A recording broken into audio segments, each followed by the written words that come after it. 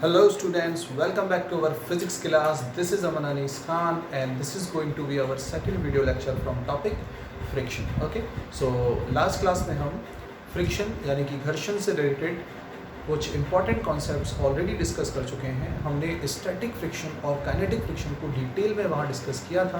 तो अब third type of friction हम डिस्कस करेंगे। सो जो टॉपिक हम डिस्कस करने जा रहे हैं वो है रोलिंग फ्रिक्शन, जिसे हम हिंदी में कहते हैं लोटनिक घर्षण। ओके, तो कंटिन्यू करते हैं। तो आज का जो टॉपिक है हमारा, जिसे हम क्लास स्टार्ट कर रहे हैं, वो है rolling friction. Okay, third type of friction it is rolling friction. ठीक है, थर्ड, और इसे हम हिंदी में कहते हैं, ये है लोटनिक घर्षण। ठीक है, लोटनिक घर्षण। तो देखो, अगर हम रोलिंग फ्रिक्शन की बात करें तो अभी तक हमने पहले वाले फ्रिक्शन में, फर्स्ट फ्रिक्शन में देखा था कि ऑब्जेक्ट अपनी जगह था, अपनी जगह से मूव नहीं कर रहा था, और अपनी जगह पर रहते हुए जो फ्रिक्शन डेवलप होता है, उस फ्रिक्शन को हम कहते हैं स्टैटिक फ्रिक्शन, जिसे हम कहते हैं स्थैतिक घर्षण। ओके, जब कोई ऑब्जेक्ट मूव कर रहा होता है, यानी फिसल रहा होता है, स्लाइड कर रहा होता है, तो जो फ्रिक्शन है वो होता है सेकेंड टाइप ऑफ फ्रिक्शन, जिसे हम कहते हैं काइनेटिक फ्रिक्शन, यानी उसे हम कहते हैं सर्पी घर्षण। और तीसरे टाइप का जो फ्रिक्शन है वो है रोलिंग फ्रिक्शन। इस बार ऑब्जेक्ट रोल करके जाएगा, जैसे कि कोई टायर। ठीक है, तो जब कोई ऑब्जेक्ट रोल करता है तो उस कंडीशन में जो फ्रिक्शन होता है वो अभी हम डिस्कस करने जा रहे हैं।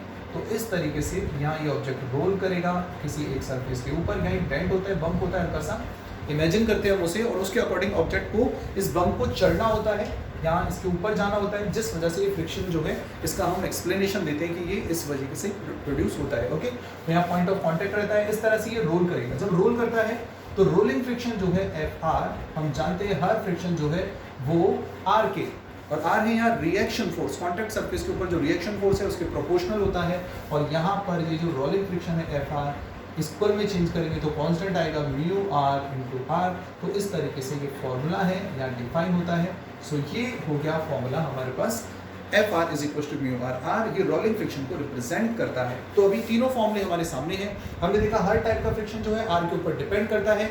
ये फ्रिक्शन सबसे कम फ्रिक्शन होता है, ठीक है ना। रोलिंग फ्रिक्शन तीनों टाइप के फ्रिक्शन में सबसे कम है, यानी मैं कहूँगा कि म्यू आर जो है ये सबसे कम होता है, इससे ज़्यादा होता है म्यू के, और सबसे ज़्यादा हम समझ चुके हैं, लास्ट क्लास में पढ़ चुके हैं, सबसे ज़्यादा म्यू एस होता है। यानी रोलिंग फ्रिक्शन का जो कोफिशिएंट ऑफ रोलिंग फ्रिक्शन है वो मिनिमम होता है, इसीलिए रोलिंग फ्रिक्शन फोर्स भी कम होता है। यहाँ पर जब कोई ऑब्जेक्ट रोल करता है तो फ्रिक्शन कम लगता है। फॉर एग्जाम्पल, अगर हम किसी सिलेंडर को, ठीक है ना, गैस सिलेंडर को खिसकाते हुए लेकर जाएं, उसको मूव कराएं, तो फिर हमें बहुत ज़्यादा अमाउंट ऑफ फोर्स अप्लाई करना होता है। वहीं अगर उसे रोल करा के लेके जाए तो हम देखते हैं कि बहुत इजीली हम उसे ले जा पाएंगे। यानी हम यहाँ बहुत अच्छे से ये कॉन्सेप्ट समझ जाते हैं कि रोलिंग फ्रिक्शन जो है वो काइनेटिक फ्रिक्शन के कंपैरिजन में बहुत कम होता है। इसीलिए जो इन्वेंशन है टायर का वो कौन से फ्रिक्शन के ऊपर बेस्ड है, that is based on rolling friction. बहुत अच्छे से समझ सकते हैं। छोटी क्लास में हम इस इन्वेंशन के बारे में स्टडी करते हैं कि पुराने ज़माने में जो लोग होते थे वो अपने घोड़ों से या जो भी जानवर होते थे उनसे भारी सामान को खिंचवाया करते थे। यहाँ पर जानवर भी बेचारा परेशान था और ले जाने वाले भी परेशान थे, ठीक है। तो बहुत ज़्यादा खींचना पड़ता था। तब किसी के दिमाग में आइडिया आया कि क्यों ना हम जो पेड़ है उनको काट के उनके जो तने होते हैं उसको रख कर रोल कराया जाए, फिर उसके ऊपर सामान रखा जाए। तो वहाँ से समझ में आया कि रोल कराने से जो काम है वो ईजी हो जाता है, बहुत लंबी दूरी हम ट्रैवल कर सकते हैं, बहुत कम अमाउंट ऑफ फोर्स लगाना पड़ेगा। तो यहाँ से इन्वेंशन होता है टायर का। यानी हम अगर ये कहें कि रोलिंग फ्रिक्शन मिनिमम है तो तुम्हें समझ में आ गया कि जो टायर है वो रोल कराया जाता है, इस केस में जो फ्रिक्शन है वो मिनिमम होता है। ओके, सो ये है तीनों टाइप के फ्रिक्शन हमने डिस्कस कर लिए हैं। देखने में फॉर्मूले एक जैसे हैं और अब हमें सबके बारे में आइडिया हो चुका है कौन ज़्यादा है और कौन कम है। ओके, तो अब बढ़ते हैं नेक्स्ट टॉपिक की तरफ, एक और इम्पॉर्टेंट टॉपिक इस चैप्टर से। और ये जो कॉन्सेप्ट है, ये कॉन्सेप्ट है, नेक्स्ट जो टॉपिक हम डिस्कस करेंगे ये है angle of repose. Angle of repose एक इंपॉर्टेंट कॉन्सेप्ट, विराम कोण, विराम कोण। ओके, तो देखो एंगल ऑफ रिपोज क्या होता है। एंगल ऑफ रिपोज है कि अगर हम किसी ऑब्जेक्ट को एक इंक्लाइंड प्लेन पे रखें, किसी नत तल पर रखें और फिर कोण बढ़ाते जाएं, एंगल बढ़ाते जाएं, तो एक एंगल पर वो टेंड्स टू स्लाइड वाली कंडीशन में होता है, यानी एक एंगल पर वो बस खिसकने वाला होता है। इस एंगल को ही हम एंगल ऑफ रिपोज कहते हैं। जैसे फॉर एग्जांपल अब ये मार्कर इस तरह से रखा है, जैसे तो ऐसे रखूंगा तो रोल कर जाएगा, ऐसे रखूंगा तो यह स्लाइडिंग कंडीशन में है। अब ये मार्कर रखा है, जैसे जैसे मैं इसको इंक्लाइन करता जा रहा हूँ, तुम देख रहे हो एंगल बढ़ता जा रहा है, यह भी स्लाइड नहीं करेगा। एक ऐसा पॉइंट आएगा जब ये स्लाइड करने वाला होगा, तो इस पॉइंट पे जाके स्लाइड कर गया। लेकिन अगर मैं एंगल उससे थोड़ा सा कम रखता तो ये बस स्लाइड करने ही वाला था, उससे थोड़ा सा ज्यादा होते ही ये स्लाइड कर जाएगा। यानी उस कंडीशन में जब ये रुका हुआ था, कौन सा फ्रिक्शन होगा? Limiting friction. लास्ट क्लास में हम पढ़ चुके हैं, सीमांत घर्षण होगा जो इसे रोक कर रखेगा। जैसे ही एक्सटर्नल फोर्स सीमांत घर्षण से ज्यादा होता है, लिमिटिंग फ्रिक्शन से ज्यादा होता है, ऑब्जेक्ट स्लाइड कर जाता है। तो हम यहाँ कहेंगे क्या होगा बताओ? एंगल ऑफ रिपोज वो मैक्सिमम एंगल है, maximum angle of an inclined plane at which an object which is placed on that inclined plane tends to slide down the plane। किसी नत तल का वो अधिकतम कोण जिस पर उस पर रखी हुई कोई वस्तु मात्र खिसकने वाली होती है, खिसकती नहीं है, बस खिसकने वाली होती है। तो देखो क्या होगा, डायग्राम से इसको मैं क्लियर कर देता हूँ, डेफिनेशन में बोल चुका हूँ। तो सपोज ये एक इंक्लाइन प्लेन है, देख रहे हैं सबको, एक नत तल है और यहाँ इसका एंगल मैंने मान लिया थीटा, ये मैक्सिमम था। अभी इसके ऊपर एक ऑब्जेक्ट यहाँ रखा है, देख सकते हो, बहुत अच्छे से समझना है। देखो यहाँ पे कंपोनेंट भी हम करेंगे तो हमारे कंपोनेंट वाले कॉन्सेप्ट भी स्ट्रॉन्ग हो जाएंगे। ये मास स्मॉल फॉर्म यहाँ रखा है और ये मान लो कि ये जो थीटा है यहाँ, इसे मैं कह रहा हूँ कि ये एंगल ऑफ रिपोज है, ठीक है ना, ये विराम कोण है। यानी अगर मैं इसको थोड़ा सा, अभी ये रखा हुआ है, अभी ये फिसल नहीं रहा है, बैलेंस्ड है, जैसे ही थोड़ा सा और करूंगा ये ऑब्जेक्ट नीचे आ जाएगा। क्लियर? इसका मतलब इस एंगल पर this object tends to slide down the floor है, यानी यहाँ नीचे आने की कंडीशन में है। तो इसे हम कहेंगे कि थीटा एंगल ऑफ रिपोज है। और अब हमें थीटा की वैल्यू ही कैलकुलेट करनी है कि भाई ये थीटा कितना होगा। ओके, तो देखो अगर हम फोर्स के अकॉर्डिंग देखें तो बताओ mg फिक्स है कि mg हमेशा कहाँ लगेगा बताओ? mg हमेशा नीचे की तरफ लगेगा प्लेन में। और रिएक्शन mg हमेशा परपेंडिकुलर डाउनवर्ड लगता है और रिएक्शन फोर्स जो है वो हमेशा कॉन्टैक्ट सरफेस के परपेंडिकुलर लगता है। क्योंकि अभी तक हमने जो डायग्राम बनाए थे वहाँ कॉन्टैक्ट सरफेस प्लेन था, लेकिन इस बार कॉन्टैक्ट सरफेस जो है वो इनक्लाइंड है, तो यहाँ पर r जो है वो कॉन्टैक्ट सरफेस के परपेंडिकुलर होगा और ये जो है मैंने बनाया है यहाँ, ये रिप्रेजेंट करेगा आर को, यानी रिएक्शन फोर्स को। तो हमने एक और कॉन्सेप्ट सीखा कि mg तो हमेशा परपेंडिकुलर डाउनवर्ड रखता है towards the centre of earth के सेंटर की तरफ, लेकिन रिएक्शन फोर्स हमेशा कॉन्टैक्ट सरफेस के परपेंडिकुलर डायरेक्शन में लगता है। अब यहाँ mg के मैं दो कंपोनेंट कर सकता हूँ, एक कंपोनेंट mg का आएगा यहाँ प्लेन के अकॉर्डिंग और दूसरा कंपोनेंट जो है mg का वो यहाँ आएगा, ठीक है। एक कंपोनेंट यहाँ आएगा, एक कंपोनेंट यहाँ आएगा, हमें दोनों कंपोनेंट चाहिए। अगर हम एंगल की बात करें तो देखना ध्यान से, ये एंगल थीटा है, दिस एंगल इज 90, तो ये जो एंगल है ये कितना हो जाएगा बोलो? 90 माइनस थीटा। ये एंगल हो जाएगा 90 माइनस थीटा, छोटा सा लिखा है मैंने, दिख रहा होगा, ये 90 माइनस थीटा हो गया। और अगर ये 90 माइनस थीटा है तो बताओ ये पूरा 90 है ना, तो बताओ ये एंगल कितना बचा फिर से? ये एंगल कितना हो गया? थीटा। अब हम कंपोनेंट कर सकते हैं ना? बिल्कुल, अब हम कंपोनेंट कर सकते हैं। ये जो कंपोनेंट है थीटा के पास वाला, mg के दो कंपोनेंट है, एक कंपोनेंट ये और दूसरा कंपोनेंट ये। वेक्टर में हमने कंपोनेंट करना सीखा है। थीटा के पास वाला कंपोनेंट हमेशा cos होता है, थीटा से दूर वाला कंपोनेंट हमेशा sin होता है। तो ये वाला जो कंपोनेंट है बताओ ये कितना हो जाएगा? This component will become mg cos theta, ये mg cos थीटा हो गया। और ये जो कंपोनेंट है mg का, this component will be mg sin theta. तो देखो जो कंपोनेंट का नाम हमने वेक्टर में सीखा वो कितना काम आता है। बहुत इजीली कंपोनेंट कर लिया हमने। r परपेंडिकुलर है सरफेस के, mg परपेंडिकुलर डाउनवर्ड है। mg के मैंने देखो इस डायग्राम को बहुत अच्छे से समझ रहे हैं, अभी और कॉम्प्लिकेटेड डायग्राम्स आएंगे आगे फिजिक्स में, लेकिन यहाँ समझेंगे तो स्टेप बाय स्टेप क्लियर करते जाएंगे चीजों को। mg नीचे है, mg के मैंने दो कंपोनेंट किए, one component is opposing r, second component जो है वो सरफेस के अलोंग है। सरफेस के अलोंग वाला कंपोनेंट थीटा से दूर था, तो थीटा से दूर वाला कंपोनेंट sin होता है और थीटा के पास वाला कंपोनेंट cos होता है। अब ये mg sin थीटा इस ब्लॉक को नीचे लाने की कोशिश कर रहा है, लेकिन अभी ब्लॉक नीचे आ रहा है क्या? नहीं, अभी ब्लॉक रखा है। क्यों? एंगल ऑफ रिपोज है, अभी ब्लॉक नीचे नहीं आया है। तो कोई तो फोर्स होगा जो इसे रोके हुए है ऊपर, हम जानते हैं वो फोर्स कौन सा फोर्स है बताओ? ये फोर्स जो इसे रोके हुए है, जो कि हमेशा मोशन के अपोजिट डायरेक्शन में लगता है, बताओ कौन सा फोर्स होगा? This will be FS maximum. जानते हैं ये लिमिटिंग फ्रिक्शन होगा, और ये जो लिमिटिंग फ्रिक्शन है एफएस मैक्सिमम, लास्ट क्लास में हमने सीखा था, ये एफएस मैक्सिमम किसको बैलेंस कर देगा, mg sin थीटा को। अगर ये दोनों बराबर है, क्योंकि ऑपोजिट है और दोनों बराबर हैं, तो ऑब्जेक्ट यहां से नहीं हिलेगा। जैसे ही mg sin थीटा थोड़ा सा ज्यादा होगा ये नीचे आ जाएगा। क्लियर? अभी ये बैलेंस्ड है, और मैं ये मान लेता हूं कि यहां म्यू एस जो फ्रिक्शन कॉफिशिएंट है वो कितना है, इस ब्लॉक और इस प्लेन के बीच में फ्रिक्शन कॉफिशिएंट जो है दैट इज म्यू एस। बोलो, और समझ में आई? डायग्राम क्लियर हो गया? देखो हमने डायग्राम में एक एक चीज क्लियर की है, डायग्राम बहुत एकदम क्लियर हमने यहाँ बनाया है। ध्यान से देखें तो mg नीचे है, mg के दो कंपोनेंट किए, याद रखना ये कंपोनेंट हमेशा mg cos थीटा होगा, यही याद रख लो, ठीक है? ये वाला कंपोनेंट mg sin थीटा होगा, यानी प्लेन के अलोंग जो कंपोनेंट आता है वो होता है mg sin थीटा, और इधर जो कंपोनेंट होता है r के ऑपोजिट होता है mg cos थीटा। ऑपोजिशन में कौन सा फोर्स है बताओ? fs maximum. तो क्या मैं यहाँ ये लिख सकता हूँ कि mg sin थीटा जो है डायग्राम से mg sin थीटा, इसको कौन बैलेंस कर रहा है बताओ? mg sin थीटा को बैलेंस कर रहा है fs मैक्सिमम।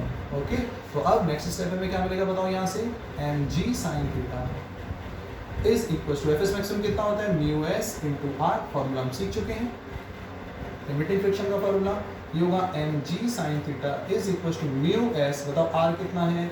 r है mg cos थीटा के बराबर, दिख रहा है? r इज इक्वल टू इस क्वेश्चन में mg cos थीटा के बराबर है। और लास्ट क्लास में जो क्वेश्चन किए थे वहाँ फ्लैट था सरफेस, तो r जो था वो mg के ही बराबर था डायरेक्ट। तो यहाँ से देखो mg से mg कैंसिल आउट हो गया, cos थीटा को इधर ले आऊंगा मैं, sin theta upon cos theta कितना हो जाएगा बताओ? ये हो जाएगा tan theta is equal to mu s. एक इंपॉर्टेंट रिजल्ट हमें मिला है, ये ध्यान रखना है कि ये जो कॉन्सेप्ट है यहाँ से हमें ट्रिक मिली है कि कैसे हम स्टैटिक फ्रिक्शन कोएफिशिएंट की वैल्यू पता करते हैं। तो इस तरीके से हम इस फॉर्मूले से किसी भी सरफेस और ऑब्जेक्ट के सिस्टम के लिए स्टैटिक फ्रिक्शन कोएफिशिएंट की वैल्यू यहाँ से फाइंड आउट कर सकते हैं, स्टैटिक घर्षण गुणांक की वैल्यू निकाल सकते हैं। यहाँ से थीटा हमें मिल चुका है, बताओ थीटा कितना है? थीटा है tan इनवर्स म्यू एस। तो ये जो फॉर्मूला है ये एंगल ऑफ रिपोज का फॉर्मूला हमारे सामने है।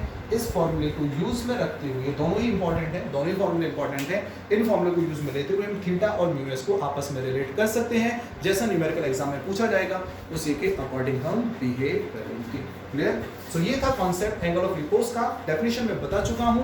वो मैक्सिमम एंगल किसी इंक्लाइंड प्लेन का, उस एंगल पे वो ऑब्जेक्ट जो होता है इसके ऊपर रखा हुआ वो टेंड्स टू स्लाइड की कंडीशन में होता है, स्लाइड करने ही वाला होता है, स्लाइड करता नहीं है। लेकिन अगर उस एंगल से थोड़ा सा भी वैल्यू ज्यादा हो जाए तो वो नीचे आ जाएगा। देखो इस डायग्राम को मैं फिर से थोड़ा सा बना के बता देता हूँ दोबारा, ताकि तुम प्रैक्टिस कर लो अच्छे से। ये डायग्राम की प्रैक्टिस अच्छे से होनी चाहिए, डायग्राम बनाना आना चाहिए। एक बार फिर से मैं डायग्राम ड्रॉ कर देता हूँ, देखो थोड़ा बड़ा ड्रॉ कर लेते हैं। सपोज ये इंक्लाइन प्लेन है, ठीक है? यहाँ ये एंगल है थीटा, यहाँ एक ब्लॉक रखा हुआ है, और ये जो ब्लॉक है इसका मास कितना है? m। बताओ mg कहाँ वर्क करेगा? mg हमेशा नीचे की तरफ वर्क करता है, mg यहाँ वर्क करेगा। बताओ रिएक्शन कहाँ वर्क करेगा? रिएक्शन हमेशा सरफेस के परपेंडिकुलर होता है, ये रिएक्शन फोर्स हो गया। क्लियर? अब mg के दो कंपोनेंट होंगे यहाँ, एक कंपोनेंट mg का आएगा यहाँ सरफेस के अलोंग, दूसरा कंपोनेंट mg का आएगा यहाँ सरफेस के परपेंडिकुलर। क्लियर? तो यहाँ इस तरीके से अगर ये एंगल थीटा है तो हम प्रूव कर देते हैं कि ये एंगल भी थीटा होगा, थीटा 90 माइनस थीटा, तो ये थीटा बचेगा। ये वाला कंपोनेंट कितना होगा बोलो? सबको याद है ना, ये mg cos थीटा होगा। बताओ इसके अलावा कितना होता है? mg sin theta. यहाँ पर एक फोर्स है जो इसको अपोज करता है, mg sin थीटा इसे नीचे लाना चाह रहा है, लेकिन अगर मान लो यहाँ पे फ्रिक्शन नहीं होता, प्लेन होता, तो ये अपने आप नीचे आ जाता। अगर फ्रिक्शन नहीं होता तो कोई ब्लॉक ऊपर ठहर सकता है क्या? पॉसिबल ही नहीं है। तो उसको कौन रोके रखेगा? यहाँ फ्रिक्शन। और बताओ चूंकि ये रुका है तो कौन सा फ्रिक्शन होगा? सारी दुनिया को पता है ये कौन सा फ्रिक्शन है, बताओ? FS maximum. This is limiting friction जो इसे बैलेंस कर रहा है, और यहाँ पर हम मान रहे हैं कि फ्रिक्शन कोएफिशिएंट कितना है? Mu S. ठीक है? तो ये जो कॉन्सेप्ट है एंगल ऑफ रिपोज का कॉन्सेप्ट है। अब हमने क्या किया, बस इस mg sin थीटा को किससे बैलेंस कर दिया? एफएस मैक्सिमम से, और हमारे पास एंगल ऑफ रिपोज का फॉर्मूला आ गया जो कि है tan इनवर्स म्यू एस। बिल्कुल ये कॉन्सेप्ट है एंगल ऑफ रिपोज का, पर इस कॉन्सेप्ट से, इस टॉपिक से हम एक और चीज सीखते हैं कि किस तरह से स्टैटिक फ्रिक्शन कोएफिशिएंट की वैल्यू कैलकुलेट की जाती है। ओके, तो ये है एंगल ऑफ रिपोज, एक और important concept. Now moving to the next topic. फॉर्मूले याद रखने हैं सारे, और जब हम कोई चीज समझ लेते हैं तो चीजों को या फॉर्मूले को याद रखना आसान रहता है, ठीक है ना? समझने के बाद याद रखना इजी होता है। चलो अब हम सर्कुलर मोशन के सेकंड पोर्शन पे चल रहे हैं। हम सर्कुलर मोशन से रिलेटेड लेक्चर्स कंप्लीट कर चुके हैं, वहाँ हमने काफ़ी कुछ सीखा हॉरिजॉन्टल और वर्टिकल सर्कुलर मोशन के बारे में, कॉनिक पेंडुलम के बारे में। लेकिन अब जो हम डिस्कस करेंगे यहाँ फ्रिक्शन से रिलेटेड, अब हम सर्कुलर मोशन को फ्रिक्शन से लिंक करेंगे और एक बहुत इंटरेस्टिंग टॉपिक हम यहाँ कंटिन्यू स्टार्ट करेंगे। तो वो जो टॉपिक हम स्टार्ट करने वाले हैं वो है first motion of a car, motion of a car in horizontal या प्लेन, चलो प्लेन कर देते हैं, motion of a car in plane circular road, clear, in a plane circular road. ये है हमारा कॉन्सेप्ट, यानी अब हम कार को चलाएंगे एक सर्कल पे, ठीक है। तो जब कोई कार सर्कुलर पाथ पे चलती है और सर्कल जैसे ही वर्ड आता है, मैं सर्कुलर मोशन में बहुत अच्छे से एक्सप्लेन कर चुका हूँ कि जैसे ही सर्कुलर मोशन का कॉन्सेप्ट आता है हम जानते हैं एक फोर्स हाथ के हाथ हमारे माइंड में क्लिक करता है। बताओ कौन सा फोर्स है? सेंट्रीपिटल फोर्स, जिसके बिना सर्कुलर मोशन पॉसिबल नहीं है। इस सेंट्रीपिटल फोर्स की सप्लाई कहीं ना कहीं से होती है। तो अब हम देखेंगे कि जो सेंट्रीपिटल फोर्स है वो यहाँ किस तरीके से हमें मिलेगा, और सेंट्रीपिटल फोर्स की वैल्यू सबको याद होगी, Fc = mv²/r। ये फॉर्मूला हमेशा याद होना चाहिए, बिल्कुल याद होगा सबको। तो अब हम देखते हैं कि कोई कार किस तरह से सर्कुलर रोड पे जब मूव करती है तो कैसे मूव कर पाएगी, क्या क्या कॉन्सेप्ट्स होंगे उसमें, ठीक है ना। तो देखो मान लो इस तरह से एक सर्कुलर रोड है, इस तरह से, चलो मान लेते हैं सर्कल है, कोई भी एक सर्कल। अगर हम देखें जयपुर में काफ़ी सारे सर्कल हैं, ठीक है ना। तो सर्कल पे जब भी कोई कार या जब भी कोई बाइक वहाँ से गुजरती है तो उसे सर्कुलर आर्क, सर्कुलर पाथ पे मूव करना होता है। उसी तरह से जब भी हम किसी मोड़ पे अपने बाइक को मोड़ते हैं तो वहाँ भी एक सर्कुलर पाथ हमें बनाना होता है, एक सर्कुलर आर्क हमें काटना होता है। और हम जानते हैं मोड़ पे ही गिरने के चांसेस ज़्यादा होते हैं, फिसलने के चांसेस भी ज़्यादा होते हैं। हम यहाँ ये सीखेंगे कि किस तरह से मोड़ पर सेफ तरीके से गाड़ी चलाई जाती है। ओके, तो देखो मान लो यहाँ वो कार है, कार ले रहे हैं तो ट्रक भी हो सकता है, बाइक भी हो सकती है, बस भी हो सकता है, कीमत होना कि सर बस कार के लिए, ठीक है ना। ये इस तरह से होगा, यहाँ इसका सेंटर होगा लगभग, इसको मान लेता हूँ ये सेंटर है इसका ओ, ठीक है। जिस रेडियस में ये कार मूव कर रही है, देखो इस तरीके से, अगर हम देखें ध्यान से तो इस तरीके से हम यहाँ बना लेंगे, इस तरीके से पास जाएगा, ठीक है। और ये जो रेडियस है ये सेंटर पॉइंट ओ है, इसके रेडियस में ले लेता हूँ कि जो रेडियस है ये कितनी है, स्मॉल आर, ठीक है ना। स्मॉल आर रेडियस के सर्कुलर पाथ पे ये कार मूव कर रही है। जब ये कार मूव करेगी यहाँ से, ठीक है ना। अब मुझे एक बात बताओ, अगर फ्रिक्शन नहीं हो तो क्या ये कार मुड़ सकती है? अगर फ्रिक्शन नहीं हो तो क्या हम किसी बाइक को, किसी कार को मोड़ सकते हैं? बिल्कुल भी पॉसिबल नहीं है। अगर तुम मूव कर रहे हो और फ्रिक्शन नहीं होगा तो तुम इस तरह से स्टीयरिंग को घुमाते जाओगे, लेकिन टायर वही आपस मुड़ते रहेंगे, लेकिन मोशन हमेशा कैसा होगा? स्ट्रेट लाइन ही होगा। कार बिना फ्रिक्शन के नहीं मुड़ सकती, यानी फ्रिक्शन तो ज़रूरी है। अब देखो यहाँ अगर मैं पूछूँ, ये इस कार को ध्यान से देखो, ठीक है ना। अगर इस कार को ध्यान से देखें तो बताओ इस कार के ऊपर कितने फ्रिक्शन वर्क कर रहे हैं यहाँ? तो इस कार के ऊपर अगर हम ध्यान से देखें तो यहाँ 2 फ्रिक्शन वर्क कर रहे हैं। कौन कौन से फ्रिक्शन? एक तो कार जिस डायरेक्शन में मूव कर रही है वहाँ रोलिंग फ्रिक्शन वर्क कर रहा है। सर्कुलर पाथ पे मूव करने के लिए इसे सेंट्रीपिटल फोर्स चाहिए। वो सेंट्रीपिटल फोर्स क्या इस रोलिंग फ्रिक्शन से मिलेगा? नहीं, ये रोलिंग फ्रिक्शन तो मोशन के ऑपोजिट है। इस तरह से मूव करे कार ऑपोजिट डायरेक्शन में, इसका इस सेंट्रल से यानी इस रेडियल डायरेक्शन से कोई लेना देना नहीं है। इस कार को चलो मैं फ्रंट से ड्रॉ करता हूँ, ठीक है ना। ये तो इस कार का अपर व्यू है, यानी हम ऊपर सैटेलाइट से देख रहे हैं या ऊपर से ऑब्जर्व कर रहे हैं इस कार को। अगर मैं इसका फ्रंट व्यू बनाऊँ, देखो कार को सामने से मैं बनाऊँ, ठीक है ना। आता है ना न्यूज़पेपर में, एक ऊपर से फोटो आता है और फिर एक फोटो आता है साइड व्यू से, ठीक है। तो कार को मैं साइड व्यू में यहाँ ड्रॉ कर रहा हूँ। ये वो हमारी कार है, ठीक है। मान लो मारुति की कार है, थोड़ा ढंग से बना देते हैं, ऐसे होता है ना, ठीक है। चलो ये सामने से हमें टायर दिख रहा है, थोड़ी पुराने ज़माने की बन रही है और चल जाएगा। ये सामने जो टायर है और इस तरीके से ध्यान से देखें तो ये कार है। You are getting it? बोलो, ये कार दिख रही है सामने से, तो ये कार है। टायर गोल नहीं बनाने क्योंकि ये फ्रंट व्यू है, तो तुम्हें दिख रहा होगा कि ये इसकी लाइट है, थोड़ी ओल्ड फैशन है पर काम चला देना। ये जो है सड़क है, ये जो कार है ये किस तरफ आ रही है बताओ? ये हमारी तरफ आ रही है, आगे की तरफ, आगे की तरफ आ रही है। नीचे की तरफ बताओ कौन सा फोर्स लगेगा? सब जानते हैं, जैसा mg लगेगा। ऊपर की तरफ कौन सा फोर्स लगेगा बताओ? सब जानते हैं यहाँ आर लगेगा। ओके, आर और एमजी बैलेंस्ड होंगे।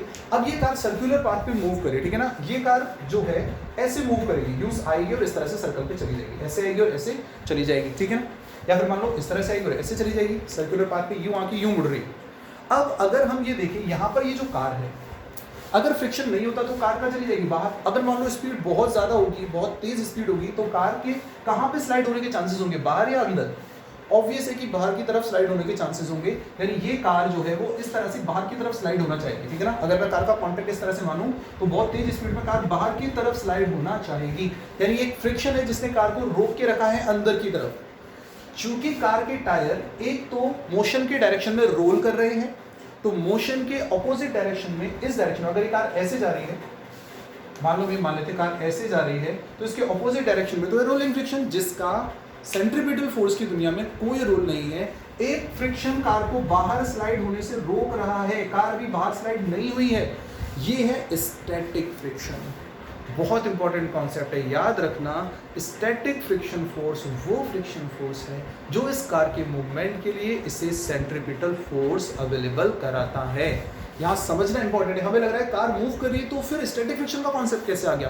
देखो, सेंटर के अकॉर्डिंग ये कार हमेशा एक ही पोजीशन पे है, आर डिस्टेंस पे। सेंटर के अकॉर्डिंग कार मूव नहीं कर रही है, कार हमेशा सेंटर से आर डिस्टेंस पे रहती है। बाहर की तरफ कार स्लाइड नहीं हो रही है, इसका मतलब कार के और सड़क के बीच में एक और, टायर और सड़क के बीच में एक और फ्रिक्शन है जो इसकी मूवमेंट की डायरेक्शन के परपेंडिकुलर है, जो कि अंदर की तरफ लग रहा है। कार बाहर स्लाइड होना चाहती है, स्टैटिक फ्रिक्शन अंदर की तरफ लग रहा है, कार को बाहर स्लाइड होने से रोक रहा है, एक्सीडेंट होने से रोक रहा है, फिसल जाने से रोक रहा है, और ये फ्रिक्शन है स्टैटिक फ्रिक्शन। बहुत इंपॉर्टेंट कॉन्सेप्ट है।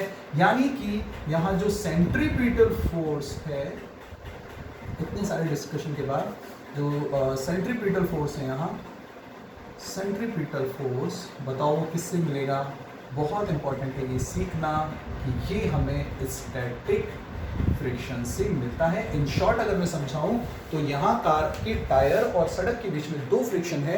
जिस डायरेक्शन में कार मूव कर रही है उसके अपोजिट तो है रोलिंग फ्रिक्शन, लेकिन कार को बाहर की तरफ स्लाइड होने से जो फ्रिक्शन रोक रहा है अंदर की तरफ लग के, वो फ्रिक्शन है स्टैटिक फ्रिक्शन जो कार को रोकेगा। ओके, तो अब सेंट्रीपिटल फोर्स बताओ कितना है। सेंट्रीपिटल फोर्स है mv² upon r is equal to, बोलो स्टैटिक फ्रिक्शन क्या है। स्टैटिक फ्रिक्शन की वैल्यू कितनी होती है बताओ, म्यू आर। क्लियर, ये होगा mu s into r. Okay, तो यहाँ पर अगर हम देखें तो बताओ mv² upon r is equal to mu s into are.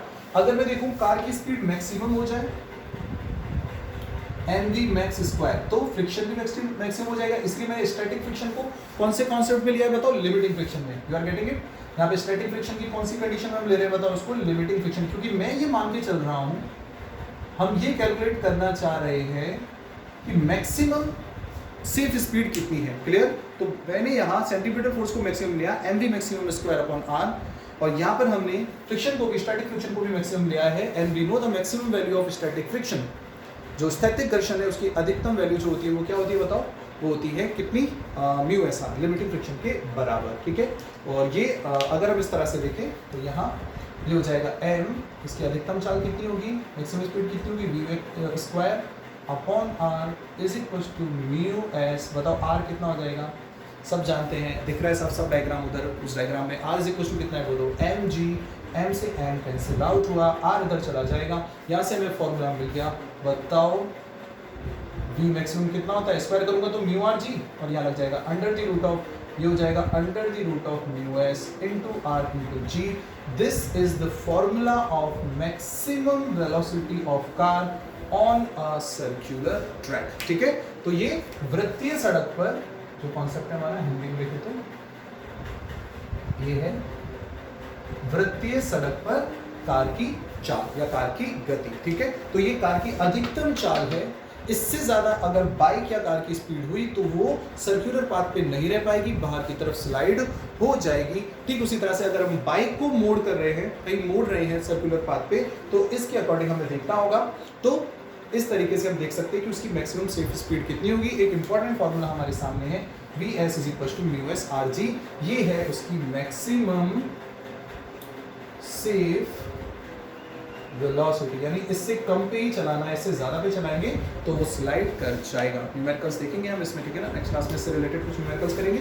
फिलहाल हमने कॉन्सेप्ट को सीखा। ओके, तो ये हो जाएगा मैक्सिमम सेफ वेलोसिटी कितनी होगी, v maximum is equal to under the root of mu S r जी, ठीक है, अधिकतम सुरक्षित चाल है ये। अब यहाँ अगर हम ध्यान से देखें इस फॉर्मूले में, तो ये जो है म्यू एस के ऊपर डिपेंड कर रहा है। म्यू एस क्या होता है बताओ, कोएफिशिएंट ऑफ स्टैटिक फ्रिक्शन, ये है स्थैतिक घर्षण गुणांक। आर जो है वो सर्कुलर पाथ की रेडियस है, और जी हम सब जानते हैं G is acceleration due to gravity होगा।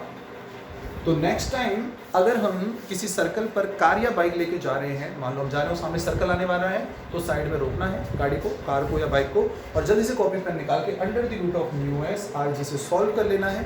ऐसा करेंगे नहीं, ऐसा नहीं करेंगे, इतना करने की ज़रूरत नहीं है, हमें सिंपल आइडिया होता है, और उस आइडिया के अकॉर्डिंग हम ये समझते हैं कि जैसे ही कोई मोड़ आएगा या सर्कल आएगा तो हम अपने आप अपने बाइक या कार की स्पीड को थोड़ा कम कर लेते हैं, ताकि हम सेफ्टी से मुड़ पाएँ, कोई वहाँ पर एक्सीडेंट होने के चांसेस नहीं हो। तो ये कॉमन सेंस होता है, लेकिन यहाँ हम एग्जैक्ट बता सकते हैं कि वो स्पीड कितनी होगी, तो हम और डिस्कस करेंगे, न्यूमेरिकल्स करेंगे, तो वहाँ हम देखेंगे कि किस तरीके से फॉर्मूला वर्क करता है। ओके, तो बढ़ते हैं एक और कॉन्सेप्ट की तरफ, एक और इम्पॉर्टेंट डेरिवेशन। ओके, एक और इम्पॉर्टेंट फॉर्मूला, छोटे छोटे सिंपल डेरिवेशन है, यहाँ से हमें हमारे कॉन्सेप्ट बिल्डअप होते हैं, ईजिली हम काफ़ी सारी चीज़ों को सीखते हैं।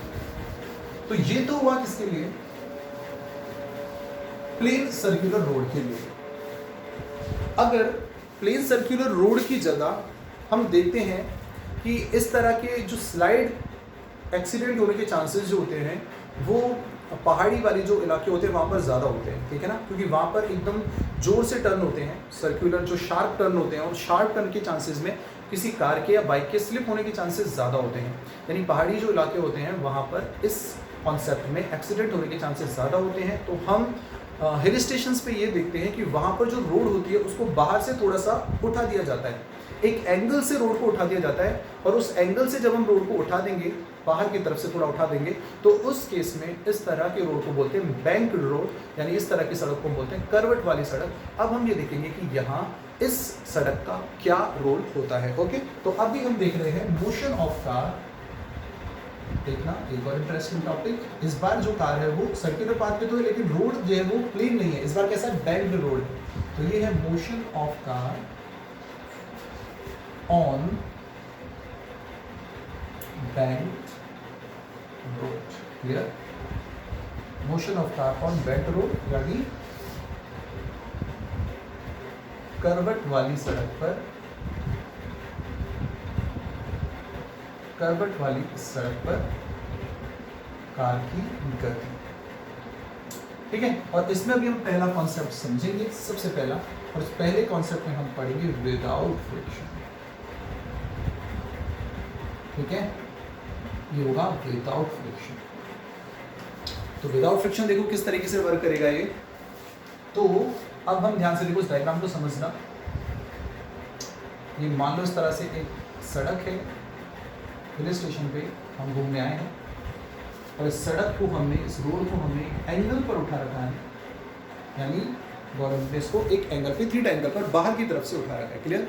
अब यहाँ पर हमें पता है कार को ज़्यादा स्पीड से, यानी कोई बहुत ज़्यादा मान लो स्पीड से चलाने की आदत है किसी की, तो प्लेन जो सड़क है वहाँ पर अगर बहुत ज़्यादा स्पीड होगी तो कार बाहर स्लाइड कर जाएगी।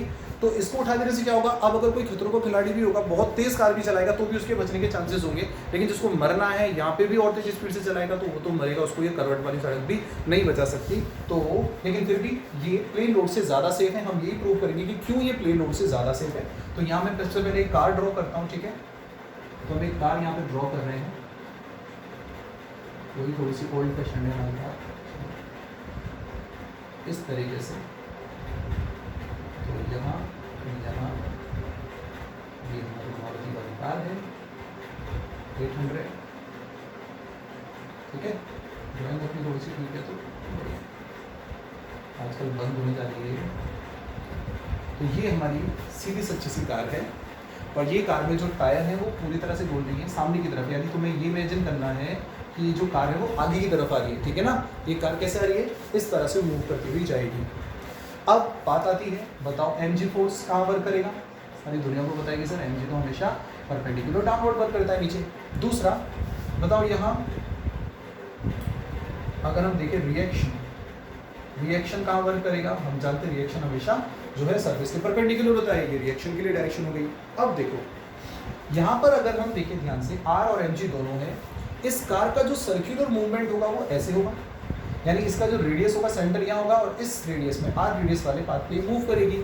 सेंटर की तरफ अगर मैं यहाँ R के कंपोनेंट करना चाहूँ, देखो R के दो कंपोनेंट होंगे, एक कंपोनेंट यहाँ और दूसरा कंपोनेंट यहाँ आएगा, या R के मैं दो कंपोनेंट कर रहा हूँ, क्योंकि ये एंगल थीटा है तो ये एंगल भी थीटा होगा। देख रहे हो ध्यान से, ये एंगल अगर थीटा z दिख रहा है यहाँ, ये z बनेगा, ये एंगल थीटा होगा, ये 90 माइनस थीटा होगा और फिर ये वाला एंगल कितना हो जाएगा थीटा।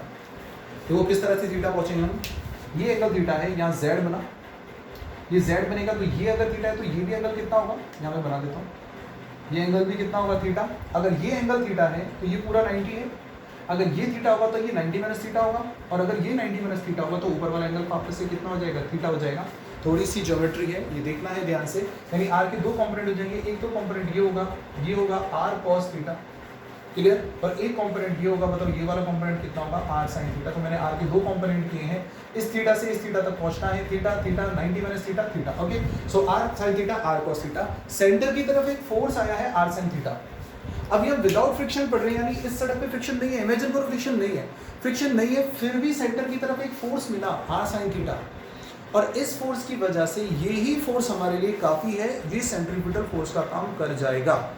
अगर प्लेन रोड होती है और उस पर कोई कार बिना फ्रिक्शन के हमें पता है नहीं मुड़ सकती है, क्यों नहीं मुड़ सकती है, क्योंकि अगर फ्रिक्शन नहीं होगा तो सेंटर की तरफ कोई फोर्स ही नहीं होगा, वहां तो रिएक्शन का कंपोनेंट भी नहीं आ सकता है, इसीलिए प्लेन रोड पर कार बिना फ्रिक्शन के सर्कुलर पाथ पे नहीं मूव कर सकती, लेकिन यहाँ मूव कर सकती है। अभी तक मैंने फ्रिक्शन को काउंट नहीं किया है, और चूंकि फ्रिक्शन अभी तक काउंट नहीं हुआ है तो फिर भी हमें सेंटर की तरफ एक फोर्स मिला, और ये फोर्स है R sin थीटा। बताइए R sin थीटा किसके बराबर होगा, अगर आप देखें तो FC जो है सेंट्रीपिटल फोर्स जो है, हम यहाँ लिखेंगे centripetal force which is required for circular motion, this centripetal force FC किसके इक्वल होगा बताओ, R sin थीटा के, सेंटर की तरफ आया है, FC कितना होगा, FC होगा भाई mv²/r, सबको पता है, ये किसके बराबर हो गया बताओ, ये हो गया R sin थीटा के, इक्वेशन आया फर्स्ट, ठीक है। यहाँ पर हम v लिखेंगे, स्पीड कितनी होगी। नेक्स्ट अगर हम देखें यहाँ तो नेक्स्ट R cos थीटा किसको, mg को बैलेंस कर रहा है, यानी मैं लिख सकता हूँ mg इज इक्वल टू कितना होगा बताओ, ये होगा R cos थीटा, या क्या सेकंड इक्वेशन। अगर हम इक्वेशन फर्स्ट को डिवाइड कर दें सेकंड से, on dividing equation first by equation second, तो देखो m से कैंसिल आउट होगा, यहाँ हमें मिलेगा, मैं यहाँ लिख रहा हूँ result v²/rg is equal to, r से r कैंसिल आउट हुआ है, sin theta upon cos theta कितना होगा बताओ, tan थीटा।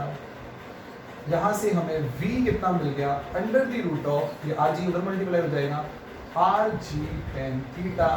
ये सेफ वेलोसिटी है किसी कार की, ये कार की इष्टतम चाल है, इस पर जिस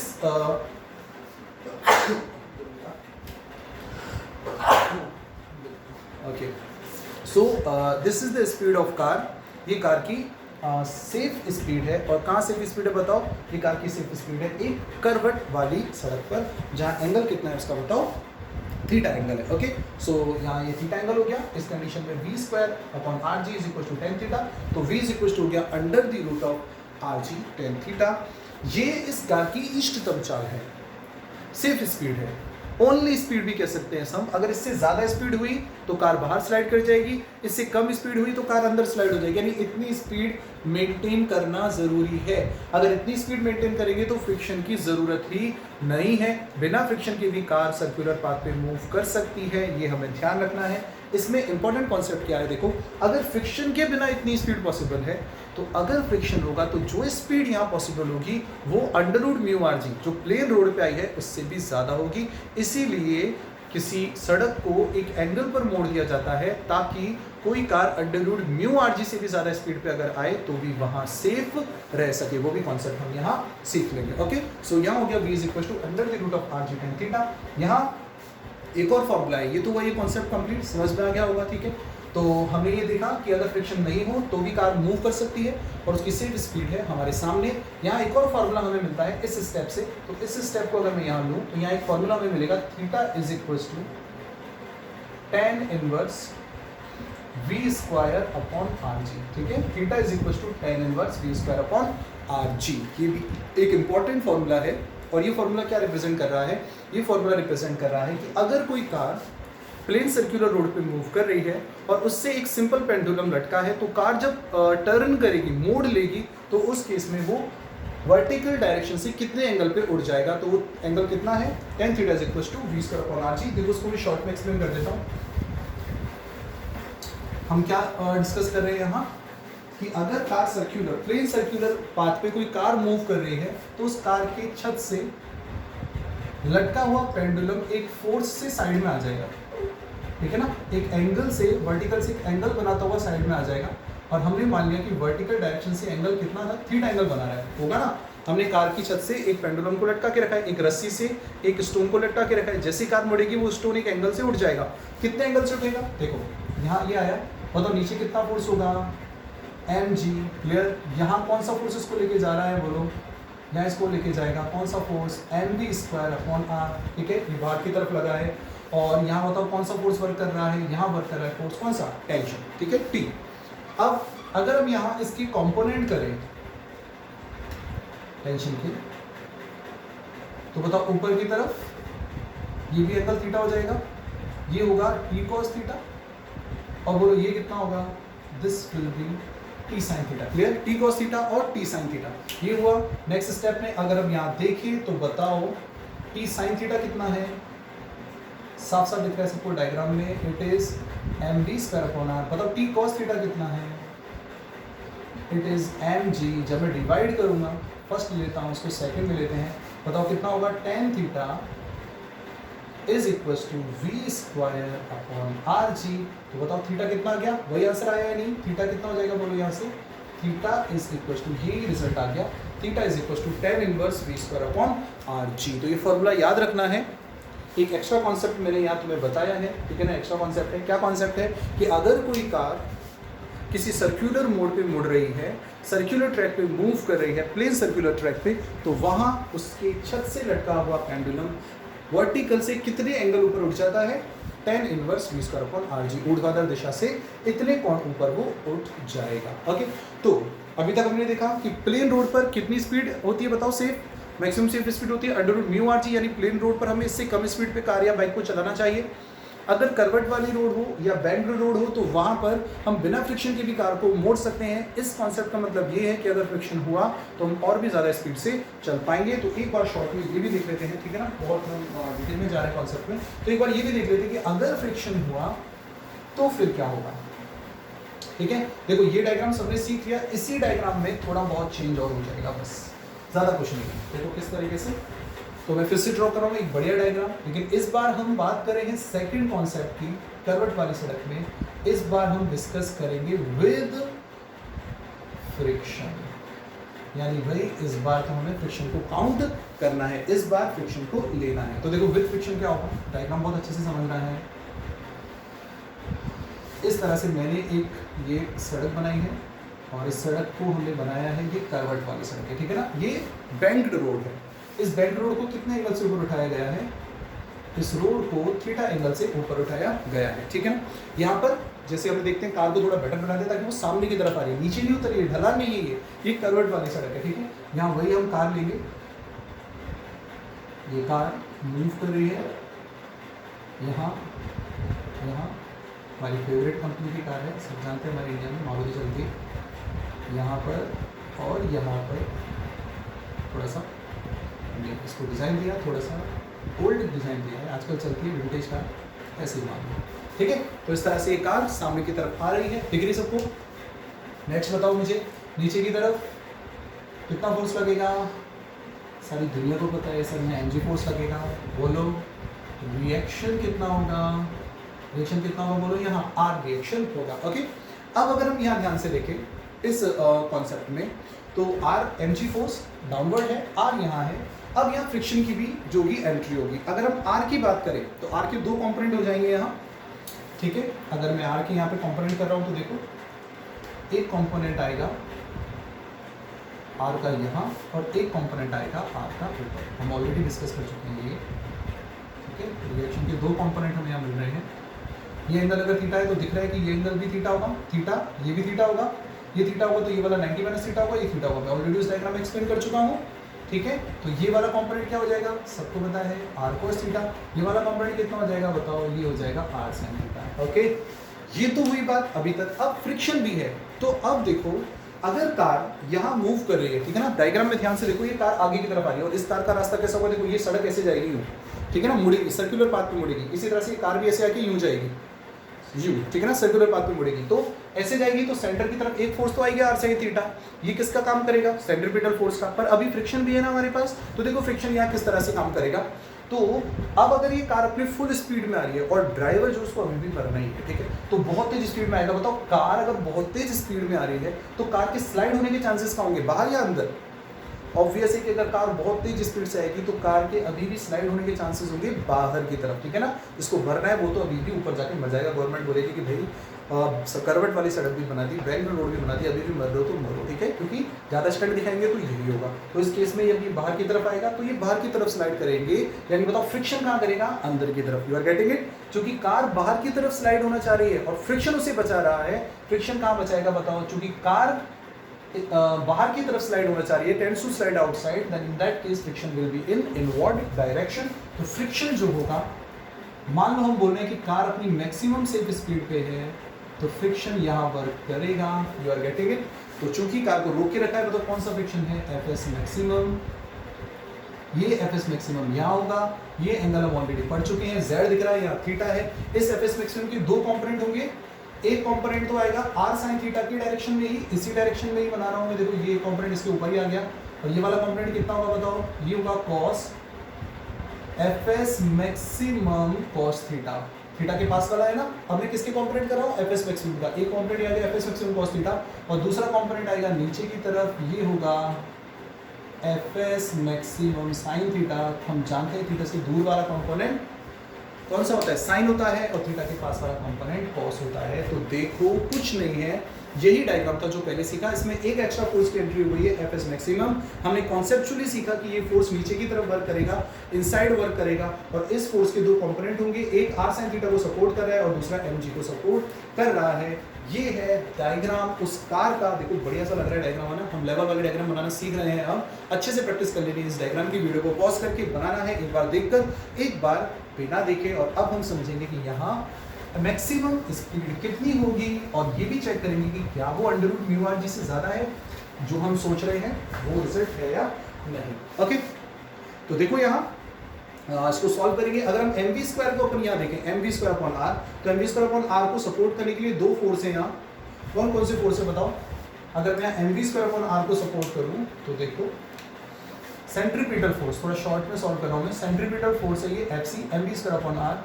बताओ ये सेंटर की तरफ दोनों फोर्स है, पहले तो सिर्फ एक ही फोर्स था आर साइन थीटा, इस बार दोनों है। बताओ कौन कौन आएगा यहाँ, एक आएगा R sine theta plus F S maximum cos theta plus F S maximum cos theta. You are getting it. और एफ एस मैक्सिमम कितना होता है बताओ, एफ एस मैक्सिमम होता है म्यू एस आर, ठीक है ना। एफ एस मैक्सिमम कितना हो जाएगा बोलो, एफ एस मैक्सिमम हो जाएगा म्यू एस आर। तो हम ये वैल्यू रखेंगे अभी यहाँ। सेकंड केस में बताओ, ये तो क्या हमारे पास इक्वेशन फर्स्ट दिख रहा है सबको, this is our equation first. now बताओ सेकंड इक्वेशन क्या बनेगा यहाँ से। सेकंड इक्वेशन हम देख रहे हैं ऊपर की तरफ है आर कॉस थीटा, नीचे है M G plus F S maximum sine theta. तो M G plus F S maximum sine theta, दोनों को ऐड के नीचे इज इक्वल टू कितना है बताओ, इज इक्वल टू है आर कॉस थीटा। यहाँ से एम जी को मैं एक तरफ रखूंगा और साइन थीटा कॉस थीटा वाले टर्म को दूसरी तरफ ले जाऊंगा। तो क्या स्टेप बनेगी बोलो, ये बनेगी R cos theta minus F S maximum sine theta. Clear, ये हुआ यहाँ। नेक्स्ट स्टेप में बताओ, अब हमारे पास फर्स्ट इक्वेशन है, सेकंड इक्वेशन है, डिवाइड कर दूं। On dividing equation 1 by equation 2, first को सेकंड से डिवाइड करो। M V square upon R, M G से डिवाइड करेंगे, एम से एम कट जाएगा, यहाँ बचेगा V square upon R G, हमेशा की तरह यही बचता है, इज इक्वल टू यहाँ ऊपर बच रहा है R sine theta, R sine theta. मैं एफ एस मैक्सिमम की वैल्यू रख रहा हूँ प्लस में mu S R cos theta. F S maximum कितना होता है हमेशा, mu S R divided by नीचे क्या बचेगा बताओ, R cos theta second equation से, और माइनस में एफ एस मैक्सिमम की value mu S R sine theta. ठीक है, एक स्टेप और बढ़ाते हैं, देखो यहां लिख रहा हूं मैं V square upon R G is equal to, मैं यहाँ कॉमन ले रहा हूँ, यहाँ आर साइन थीटा है, मैं यहाँ आर कॉस थीटा कॉमन ले रहा हूँ, ठीक है ना, आर कॉस थीटा में कॉमन ले रहा हूँ।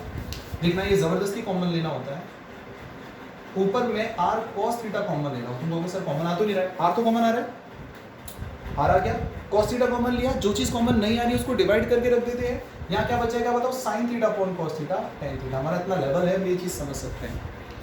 मैंने आर साइन थीटा में से आर कॉस थीटा कॉमन लिया, आर तो कॉमन आ रहा है, कॉस थीटा कॉमन नहीं आ रहा था, sign theta upon cos theta कितना होगा, टेन थीटा। तुम्हें डाउट है तो यहाँ वापस से sine theta upon cos theta लिखो, sine theta upon cos theta, cos से कॉस कट जाएगा, वापस कितना आ गया, आर साइन थीटा।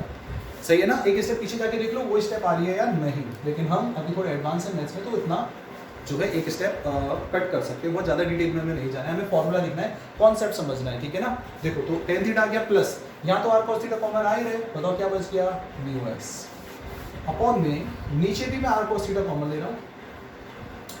जब आर कॉस थीटा कॉमन लूंगा तो बताओ पहले स्टेप में बचा minus one minus mu S, अब आर साइन थीटा में से जब मैं आर कॉस थीटा कॉमन लेता हूँ तो क्या बचता है, टेन थीटा, आर से आर कॉमन आ गया और sign theta upon cos theta हो गया टेन थीटा। ये कैंसिल्ड आउट हुआ, फाइनल रिजल्ट हमारे सामने है, और क्या रिजल्ट आया है देखो, जो रिजल्ट अभी हमारे सामने आया है, ये रिजल्ट है v is equal to under the root of, ये मैक्सिमम है, ठीक है ना, v जो है मैक्सिमम है, यहाँ स्टार्टिंग वाले स्टेप लिख देना, लास्ट में मैं शो कर रहा हूँ उसको, ये हो जाएगा आर जी, इधर लेके चला जाओ, ये होगा आर जी, और ब्रैकेट में बोलो ये है tan theta plus mu S, यहाँ पे मैं इसको लिख सकता हूँ mu S plus tan theta upon one minus mu S tan theta, one minus mu S tan theta. तो ये फाइनल रिजल्ट हमारे सामने आया है, याद रह जाए, याद रख लेना, हो जाएगा, बहुत ध्यान से देखो तो याद भी हो जाएगा, पर कॉन्सेप्ट मुझे समझाना था और कॉन्सेप्ट अब समझ में आ गया। ये जो स्पीड है बताओ, प्लेन रोड पर कितनी स्पीड थी, under root mu are G, और सड़क पर बेंट रोड पर फ्रिक्शन के प्रेजेंस में कितनी स्पीड आई है, ये वाली स्पीड आई है, क्या ये इससे ज्यादा है, बिल्कुल ज्यादा है। देखो टेन थीटा, अगर मैं टेन थीटा को इग्नोर भी कर लूं तो यहाँ आएगा म्यू एस आर जी, और म्यू आर जी ये रहा mu R G, mu S r जी इसके बराबर है, ऊपर से एक्स्ट्रा यहाँ पे कौन है, टेन थीटा, यानी mu are G plus R G tan theta. बताओ ऊपर वाली जो वैल्यू है plus R G tan theta आ रहा है, जो टेन थीटा है ये नेगेटिव नहीं होगा क्योंकि फर्स्ट क्वाड्रेंट में है, इसका मतलब mu R G plus R जी को मल्टीप्लाई करोगे तो आर जी टेन थीटा, यानी ऊपर जो वैल्यू है वो under root mu R G से ज्यादा होगी, क्योंकि उसमें कुछ ना कुछ ऐड हो रहा है, इसलिए अंडर रूट म्यू आर से ज्यादा हुई।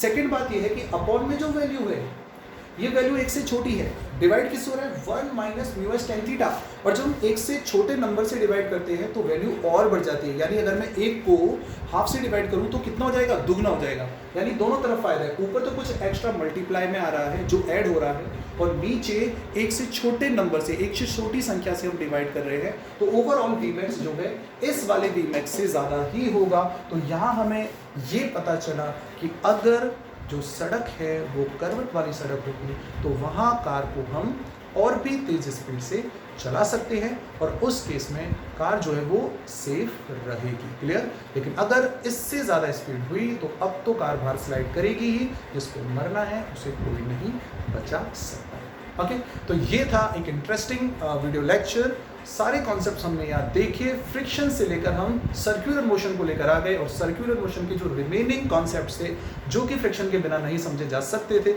उन कॉन्सेप्ट्स को भी हमने यहाँ समझा।